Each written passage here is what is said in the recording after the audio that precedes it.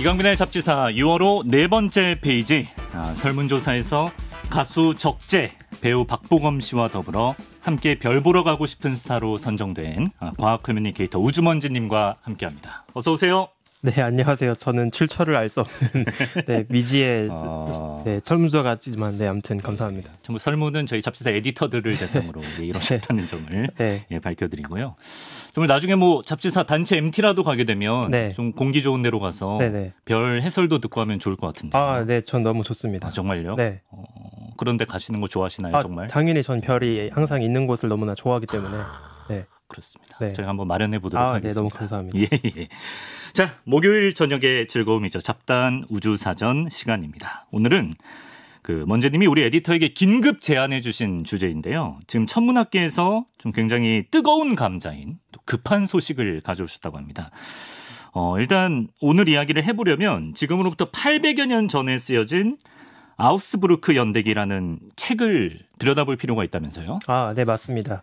이 아우스부르크 연대기에서 13세기 초반에서 밤하늘에 벌어진 이야기를 기록한 글이 하나 있거든요. 그 이야기를 제가 잠깐 들려드리겠습니다. 1227년 가을 저녁 하늘, 서쪽 하늘에서 특정한 하나의 별에서 놀라운 징후가 나타났다. 이 별은 남쪽에서 살짝 서쪽으로 아리아드네의 왕관을 상징하는 별자리에 있었다. 원래는 아주 흐릿한 별이었지만 갑자기 아주 밝아지더니 다시 원래대로 어두워졌다. 사제들은 그날 지상 곳곳에서 천국을 상징하는 또 다른 징후들이 등장했다고 주장했다. 그러면서 이제 당시 하늘에서 평소에는 눈으로 잘 보이지 않을 만큼 아주 어두웠던 별 하나가 갑자기 밝기가 밝아지면서 모두의 이제 눈을 사로잡았던 그런 흥미로운 이제 사건을 여기서 기록을 하고 있습니다. 근데 이 별이 이제 뭐냐면 지금도 볼 수 있는 우리가 어렵지 않게 찾을 수 있는 별인데요. 북쪽 왕관자리라고 하는 조금 덜 유명한 별자리가 있습니다. 이 별자리는 별 여러 개가 U자 모양으로 이렇게 이어져 있어요. 그래서 그 별자리 그림을 보시면 누가 봐도 왕관 모양을 하고 있습니다. 저 지금 유튜브에 띄워드린 사진에서 어디에 있는 건가요? 지금 저기 보시면 이제 네임드 별자리가 양 옆에 두 개가 있는데요. 저기 헤라클레스 자리가 있고요. 허큘리스라고 써 있는 거. 그다음에 목동 자리가 있습니다. 저게 이제 지금 봄, 여름철 사이에서 우리가 쉽게 볼 수 있는 별자리인데요. 그 사이에 밥그릇 같은 U자 조그마한 별자리가 하나 숨어 있습니다. 직사각형 안에 들어가 있는. 네, 맞습니다. 저 U자 모양을 하고 있는 별자리가 이제 북쪽에 떠 있는 북쪽 왕관자리라고 하는 별이고요. 이제 이때 당시 기록이 되어 있던 갑자기 밝기가 밝아지면서 사람들의 눈을 사로잡았다고 하는 별은 지금 북쪽 왕관자리에서 살짝 왼쪽 아래 되게 희미하게 찍혀 있는 작은 점 하나가 보일 거예요. 저게 이제 북쪽 왕관자리 T별이라고 하는 별인데요. T별? 네. 저 별이 당시 신성으로 갑자기 폭발하면서 노바로 폭발하면서 갑자기 이제 맨눈으로도 보일 만큼 꽤 밝게 이제 밝기를 쭉 유지했던 그런 시기가 있었다라고 합니다. 그게 이제 1227년에 있었던 기록인데요. 네, 맞습니다. 그날 밤에 이제 신성이 폭발을 했었다는 건데, 근데 우리가 이제 배웠잖아요, 선생님한테. 신성이 폭발한다는 건 약간 별의 최후를 의미한다 이렇게 배웠는데. 네, 맞습니다. 그러면 그 1227년 그날 밤에 저 별도, 저 T별도 운명을 다한 건가요?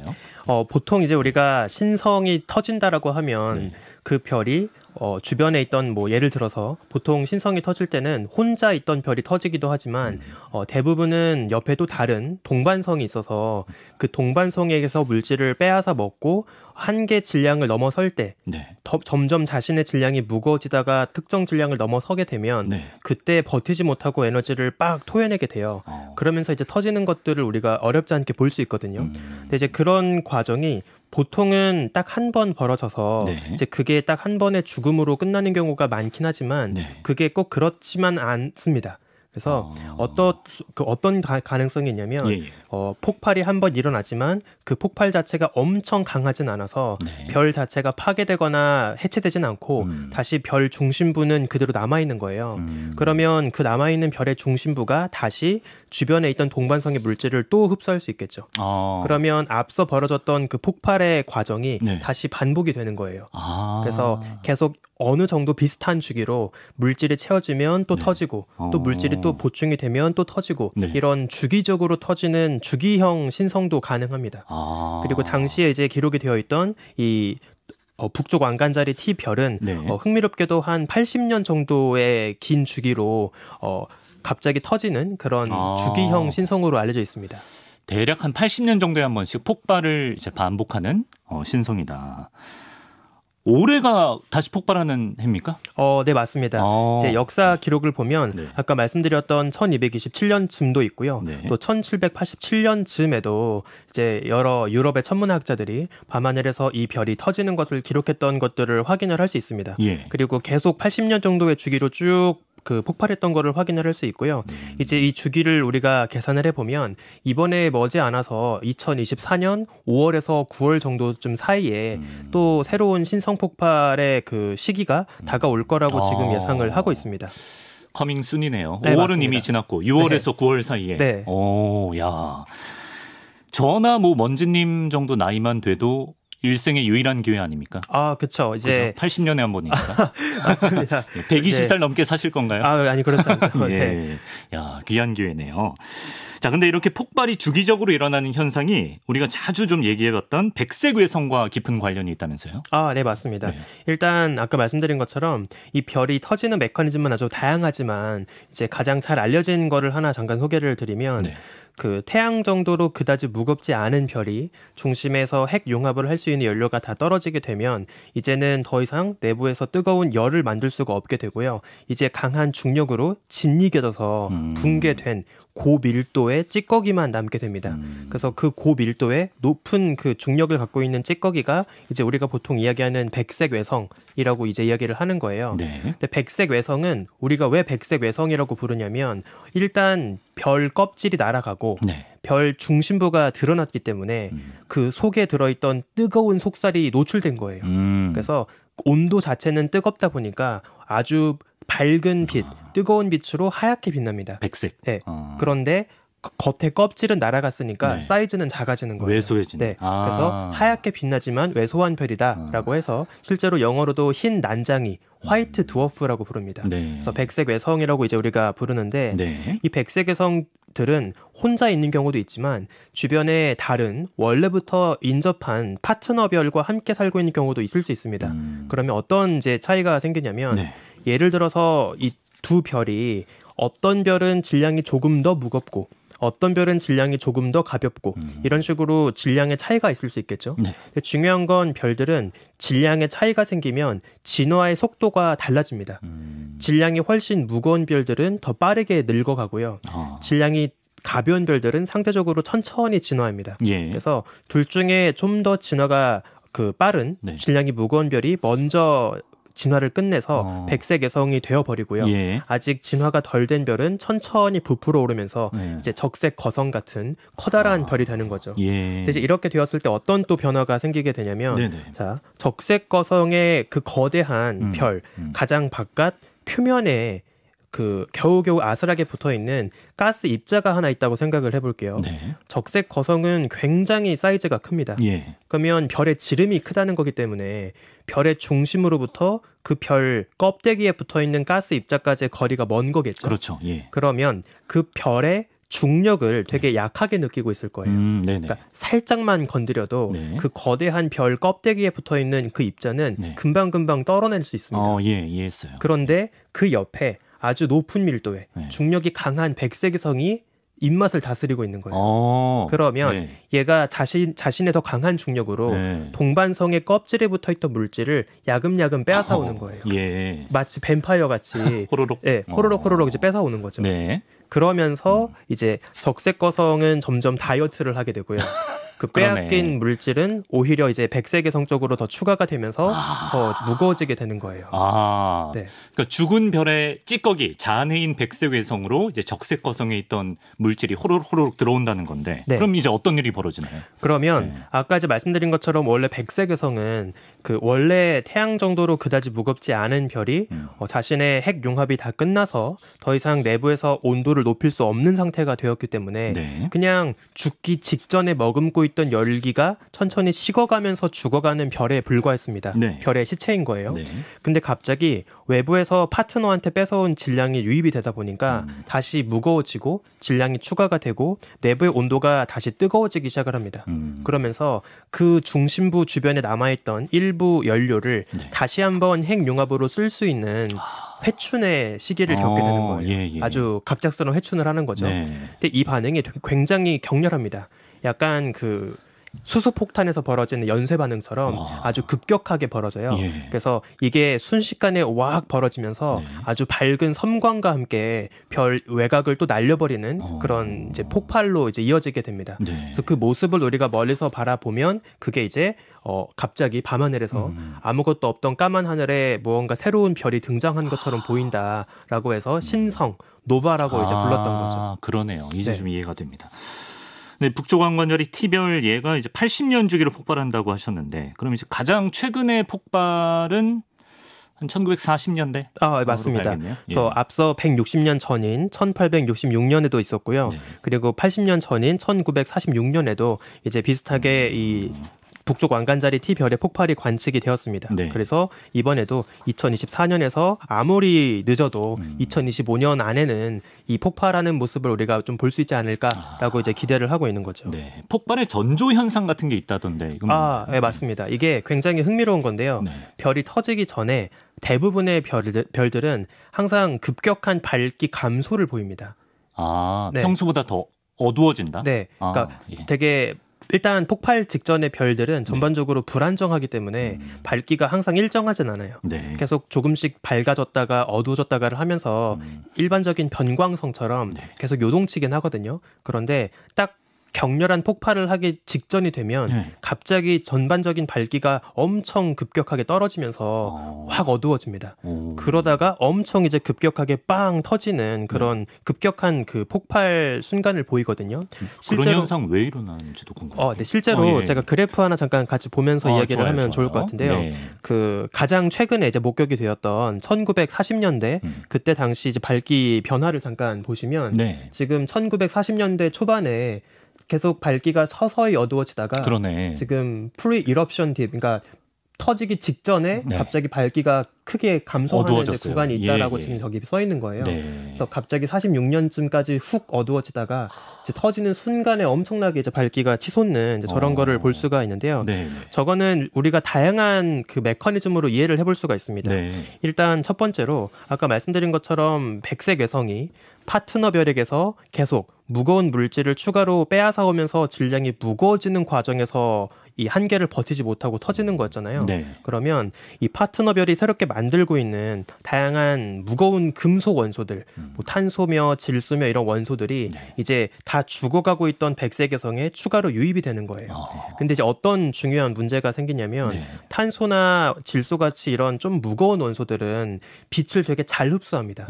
그래서 이 빛을 잘 흡수하는 애들이 많아지면 네. 우리가 천문학적으로 뭐라고 표현하냐면 네. 별 껍데기에 빛을 잘 흡수하는 원소들이 더 많이 쌓일 테니까 네. 빛이 통과하는 정도가 좀 더 줄어들겠죠. 빛을 다 먹어버리는구나. 네, 맞습니다. 예, 예. 그래서 이거를 불투명해진다. 불투명도가 올라간다. 이런 식으로 이야기를 합니다. 네. 그래서 폭발 직전에 별로 유입된 무거운 원소들이 그 별 주변을 에워싸게 되면서 별이 방출하는 백색외성이 방출하는 빛을 계속 흡수하게 되고 네. 그래서 폭발 직전이 되면 네. 그 불투명도가 최대치에 이르면서 아주 어둡게 보일 수 있다라고 생각을 할 수 있고요. 네. 또 어떤 가능성이 있냐면 이거는 저번 그 2019년에서 2020년 사이에 목격되었던 오리온 자리에 베텔기우스의 사례로 생각해 볼 수 있는데요. 네네. 사실 그 천문학을 좀 좋아하시는 분들은 우리가 조만간 눈으로 볼 수 있는 멋진 우주쇼, 초신성 폭발 쇼라고 하면 지금 이야기 드리고 있는 이 북쪽 왕관자리 T별보다 오히려 그 오리온 자리에 네. 베텔기우스를 더 많이 아마 알고 계실 거예요. 예. 그래서 지금 사실은 제가 아주 멋진 우주쇼가 될 거라고 이야기를 드리고 있긴 하지만 네. 사실 조금 더 솔직하게 말씀을 드리면 이 북쪽 왕관자리 자체는 네. 우리가 맨눈으로는 볼 수 있지만 터지더라도 네. 막 진짜 눈부시게 빛나는 그런 멋진 섬광으로 보이진 않을 겁니다. 일단 평소에는 눈으로 안 보이던 별이 터지고 나면 눈으로 살짝 보일 정도로 이제 변하게 될 거라서 이 북쪽 왕관자리 별자리가 좀 익숙하신 분들이어야 안 보이던 별이 갑자기 점 하나 찍혀 있네. 네. 옛날에 그 드라마에서 점 찍고 나오신 그 민소희처럼 네, 그분처럼 갑자기 없던 점이 생겼네. 이렇게 이제 우리가 인지할 수 있을 거예요. 그래서 네. 막 우리가 바로 눈에 띄게 이제 확인할 수 있는 그런 역대급 우주쇼는 사실 아닙니다. 근데 이제 하늘을 그동안 이제 우주쇼가 벌어지기 전까지 꾸준히 연습을 하시면 이 북쪽 왕관자리를 볼 수 있을 텐데요.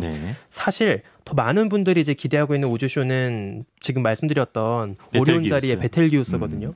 베텔기우스는 실제로 만약에 정말 터진다면 눈으로 봐도 진짜 눈부시게 빵 터지는 모습을 볼 수 있을 거예요. 뭐 여의도 불꽃 축제 정도인가요? 뭐 이제 뭐 그 정도면은 아마 지구가 좀 멸망할 것 같긴 한데 이제 다행히 그 정도는 아니지만 훨씬 더 보이기에 극적이구나. 그래서 뭐 최대 밝기가 그래도 한 반달 정도까지 밝아지는. 그럼 뭐 굳이 망원경이나 쌍안경이 없어도 볼 수 있는 그런 우주 쇼일 텐데요. 이 베텔기우스가 되게 재밌는 일이 하나 있었습니다. 베텔기우스도 2019년에서 2020년 겨울로 넘어가는 시즌에 갑자기 밝기가 어두워진 거예요. 전조현상. 네. 누가 봐도 이건 진짜 저도 경험했는데요. 진짜 평소에 별을 좀 자주 보는 천문학자나 천체 사진가 같은 사람들이었다라고 하면 눈으로 봐도 어두워졌다가 느껴질 정도였어요. 네, 그래서 실제로 관측을 해보니까 별의 밝기 분포가 좀 비대칭하게 아래쪽이 되게 어두워진 게 이제 확인이 된 거예요. 그래서 이거 진짜로 베텔기우스 이제 곧 터지겠다. 우리가 그토록 바라던 인류 역사상 역대급 초신성 우주쇼를 우리가 드디어 볼 수 있겠다. 이렇게 이제 기대를 한 거였죠. 근데 안타깝게도 당시의 밝기 변화는 폭발의 전조현상까지는 아니었던 걸로 지금은 확인이 됩니다. 이제 뭐였냐면 이런 불안정한 별들은 계속 수시로 자기 주변에 자기가 품고 있던 그 가스 물질을 토해냅니다. 근데 이렇게 분출된 가스 물질은 우주 공간에 유출되면 우주 공간은 워낙에 온도가 낮다 보니까 빠르게 온도가 식으면서 먼지 구름으로 이제 변해버려요.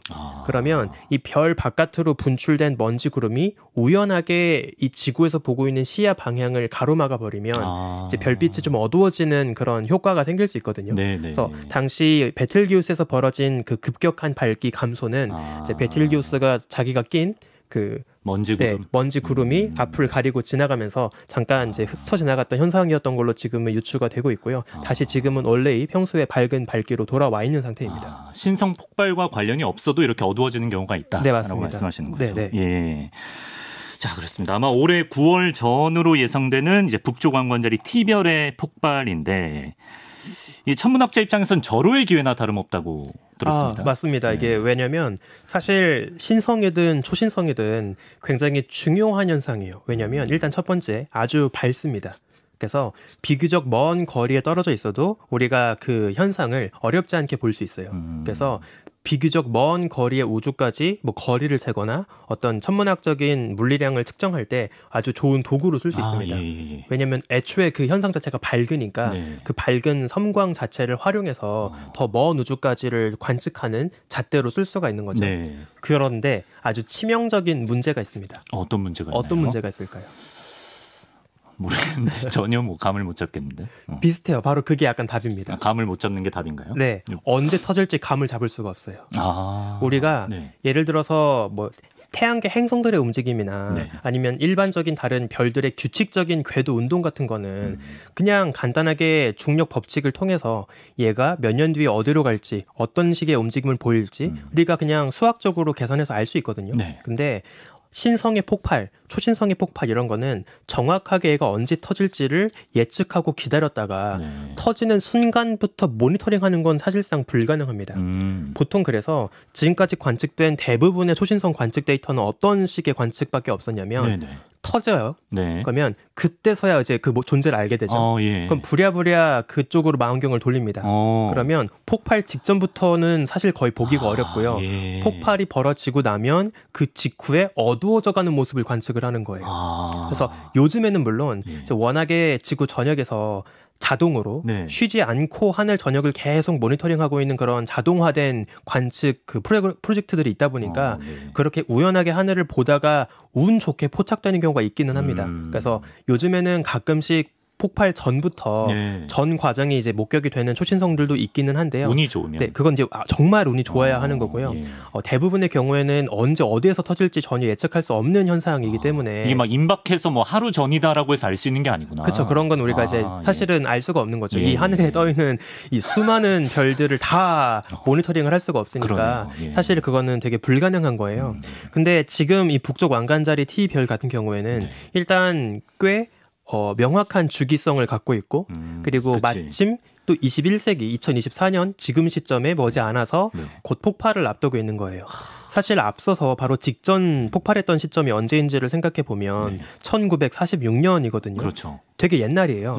이때면은 아직 우리가 우주 망원경도 쏘기 전이고 지금처럼 다양한 파장의 빛으로 동일한 천체를 관측할 수 있는 인프라도 없던 시절이었거든요. 그러네. 그런데 이번에는 이제 제임스 웹도 올라가 있고 다양한 우주 망원경, 전파 망원경, 여러 망원경들이 이미 대기를 하고 있는 시대란 말이에요. 우리가 많이 성장했네요. 네, 그래서 지난 80년 사이에 이제 우리가 꽤 성장을 했기 때문에 이번엔 터지면 이번엔 그 모습을 아주 다양한 파장의 망원경으로 관측을 할 수 있게 되는 거죠. 그래서 실제로 이미 그 제임스 웹의 그 관측 계획 같은 거를 이제 다 그 정해져서 우리가 지금 확인을 할 수 있는데 지금 스케줄을 보면 이 북쪽 왕관자리 T별의 그 모습을 제임스 웹으로 관측하는 것도 현재 관측 계획으로 들어가 있습니다.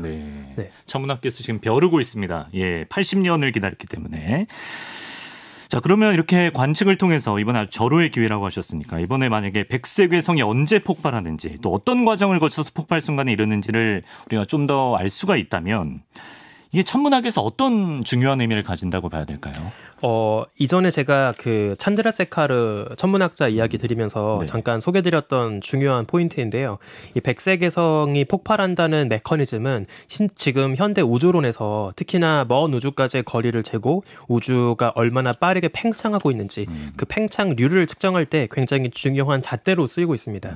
우리가 지금까지 사실 어떤 일종의 믿음, 전제 조건을 두고서 우주의 스케일을 재봤냐면 백색외성은 추가로 질량이 유입이 되면서 폭발을 할 때 특정한 한계 질량을 넘어야 모두 똑같은 그 한계 질량을 넘어설 때 터진다라고 생각을 하는 거예요.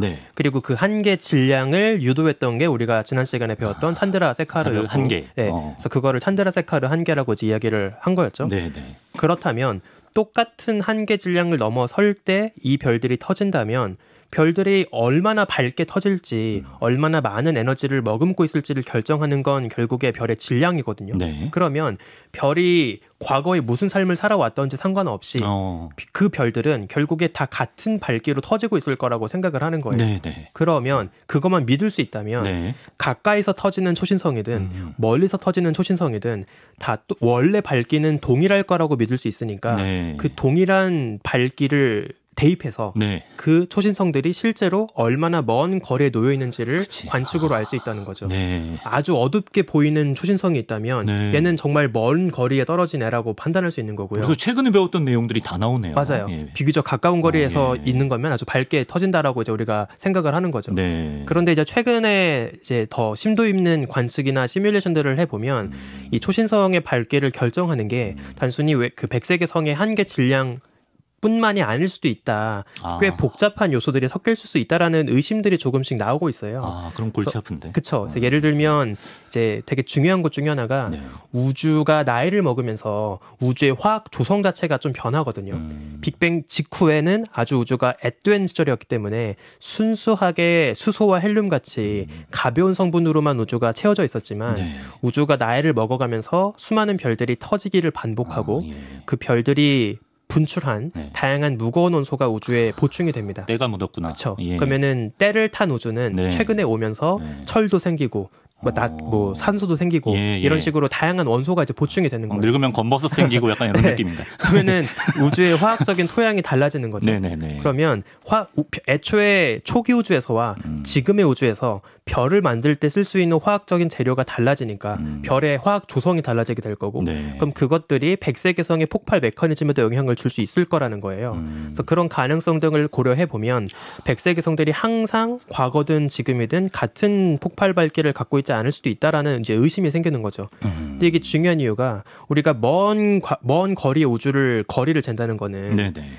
결국에는 먼 과거의 우주를 잰다는 거거든요. 그렇죠. 예. 근데 먼 과거의 우주와 비교적 지금 최근의 우주의 초신성들이 같은 밝기로 터질 거다라고 믿고서 그 거리를 잰 건데 네네. 만약에 먼 과거의 초신성들과 네. 지금의 초신성들이 조금 다른 밝기로 터질 가능성이 있다라고 하면 네. 이걸 다시 또 보정해주는 추가 항목이 필요해지는 거예요. 예. 그래서 이게 이제 되게 복잡해지는 문제가 될 수 있고 이게 만약에 맞다면 우리가 지금까지 생각해왔던 우주 팽창에 대한 몇 가지 관측적인 이야기들이 조금 달리 해석될 여지가 있다라는 이제 그런 조심스러운 이야기들을 이제 일부 천문의 학자들이 하고 있고 저희 학교 연구실에서도 이제 조심스럽게 하고 있는 거죠. 네.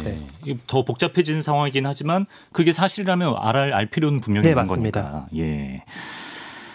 자, 이제 올해 9월 안에 이제 북쪽 왕관자리 T별의 폭발이 이루어지면 우리가 이제 공기 좋은 곳에서는 육안으로도 볼 수 있다라고 말씀을 하셨는데, 근데 막 그렇게 보기에 극적으로 막 반짝 이런 수준이 아니기 때문에 평소에 좀 눈에 담아둘 필요가 있다고 하셨잖아요. 네, 맞습니다. 어떻게 밤하늘에서 이 별을 어떻게 찾아야 되나요? 팁 같은 게 있나요? 일단 북두칠성은 여러분들 아주 쉽게 찾을 수 있습니다. 북극성을 찾아야 되나? 사실 북극성보다 북두칠성이 더 찾기 쉽습니다. 아, 그래요? 네. 딱 그 하늘을 대충 훑어보시면 날이 맑을 때 진짜 누가 봐도 국자 모양이 떠 있어요. 잘 안 되던데. 그래요? 네, 이거 진짜로 하늘 한 하루 이틀 정도만 보시면 누가 봐도 북두칠성이 딱 이제 국자 모양으로 되게 크거든요. 엄청 큰 넓이로 떠 있는 거를 이제 볼 수가 있을 거고요. 그 북두칠성에서 그 마지막 점 3개 국자 손잡이죠. 그 국자 손잡이. 그 휘어진 국자 손잡이를 쭉 공류를 따라서 쭉 가면 이제 또 다른 밝은 별로 이루어진 그 목동자리라고 하는 별을 볼 수가 있습니다. 근데 그 목동자리의 머리통을 또 위쪽을 쭉 스쳐 지나가서 계속 쭉 지나가면 오늘 이야기했던 북쪽 왕관자리라고 하는 이제 흐릿한 그 U자 모양의 별자리를 만날 수가 있어요. 그래서 사실 북쪽 왕관자리라는 별자리 자체가 워낙에 좀 흐릿한 별자리여서 서울보다는 이왕이면 좀 경기도 교외 이런 강원도, 경기도 바깥 교외. 지역으로 나가서 한번 보시는 거를 좀 추천을 드리고요.